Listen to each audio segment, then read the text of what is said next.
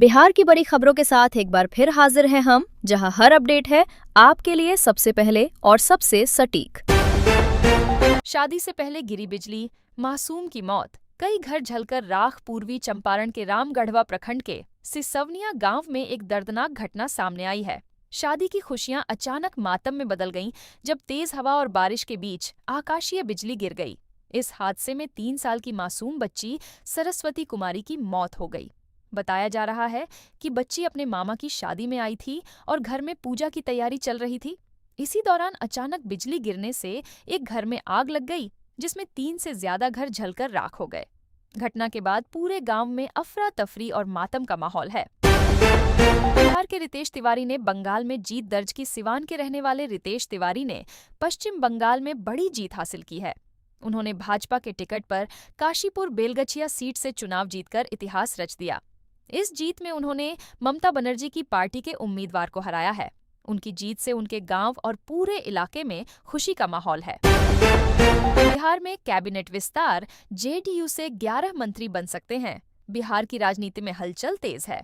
सम्राट चौधरी सरकार में कैबिनेट विस्तार को लेकर चर्चा है कि जदयू कोटे से 11 मंत्री शपथ ले सकते हैं।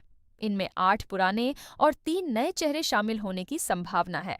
बताया जा रहा है कि मंत्रियों के चयन में सामाजिक और क्षेत्रीय संतुलन का खास ध्यान रखा जा रहा है। नियम के अनुसार बिहार में अधिकतम 36 मंत्री बनाए जा सकते हैं, इसलिए इसी हिसाब से तैयारी चल रही है।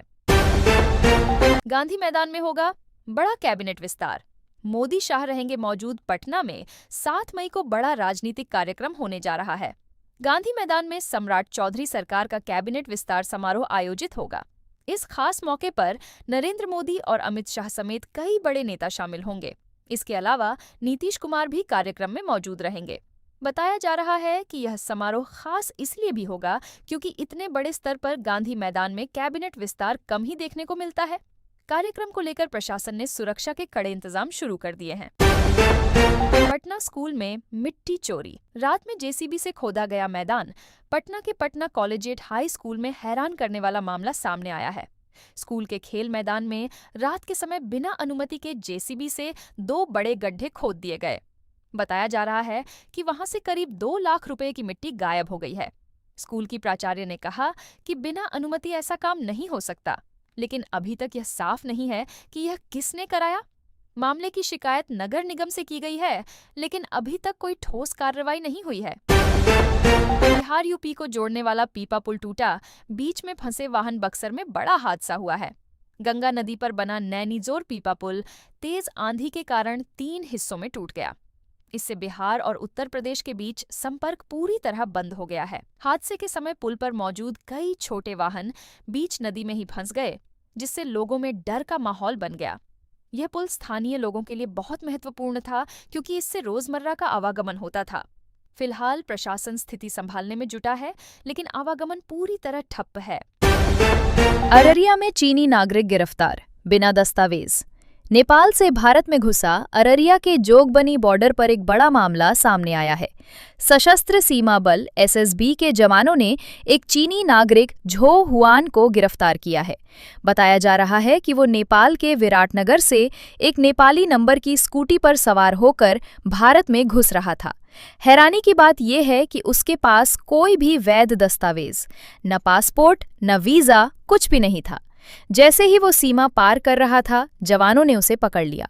फिलहाल उससे पूछताछ चल रही है और सुरक्षा एजेंसियां ये जानने की कोशिश कर रही हैं कि वो भारत क्यों आया था और उसके पीछे क्या मकसद था। 200 रुपए के नोट से टूटी शादी, दूल्हे के जवाब ने खोल दी पोल। मुजफ्फरपुर में एक अजीब मामला सामने आया है, जहां शादी के बाद विदाई के समय अचानक विवाद हो गया। शादी की सारी रस्में रात भर ठीक से हुईं, लेकिन सुबह विदाई के वक्त एक महिला ने दूल्हे को 200 रुपए का नोट दिया और पूछा कि ये कितने का नोट है। दूल्हे ने जवाब दिया 2000 रुपए। बस यही जवाब सुनते ही लड़की पक्ष को शक हो गया कि असली लड़के की जगह कोई और दूल्हा बनाकर लाया गया है। फिर क्या था, मामला बढ़ गया और दुल्हन ने शादी से इनकार कर दिया। आखिरकार दूल्हा बिना दुल्हन के ही वापस लौट गया। विक्रमशिला पुल बंद।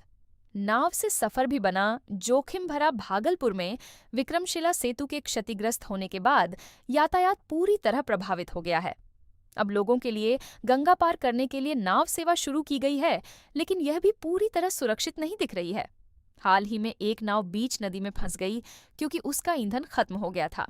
इससे यात्रियों में दहशत फैल गई और लोग डर गए। पुल के खराब होने से पहले ही लोगों को परेशानी थी, अब नाव से सफर करना भी जोखिम भरा हो गया है। प्रशासन वैकल्पिक व्यवस्था करने में जुटा है, लेकिन फिलहाल हालात पूरी